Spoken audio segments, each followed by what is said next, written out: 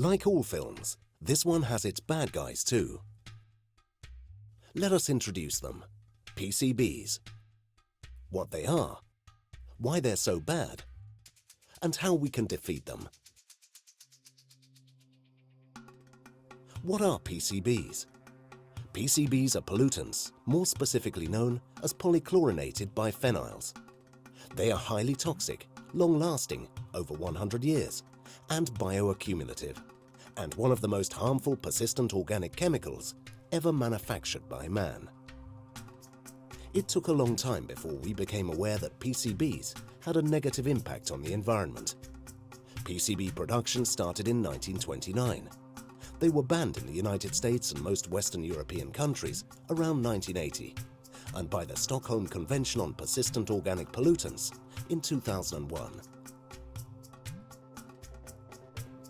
Although they're currently banned virtually worldwide, in decades after 1940, they were used on a mass scale in manufacturing, particularly in coolant and hydraulic fluids of old transformers, capacitors, particularly in fluorescent light, double-glazed windows, caulking and other insulating materials, oil-based paints, heat exchangers, cables, vinyl flooring, surface coatings, adhesive and tapes, hydraulic oil, carbonless copy paper, concrete, glues for ceramic tiles, and pesticides. Why are they so harmful? PCBs have proven to be damaging to the environment. They cause immunotoxicity, skin problems, reproductive alterations, and cancer in animals and humans, particularly in marine species such as the common seal, porpoise, whale, and salmon. PCBs are bioaccumulative. Bioaccumulative means that PCBs are passed on to other animals through the food chain until they reach human beings.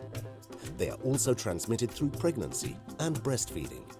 They can cause cancer and many chronic diseases, specifically due to their influence on the nervous, immune, endocrine, and reproductive systems.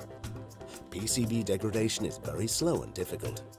PCBs can linger for centuries, polluting the environment and therefore affecting human health and nature for generations to come.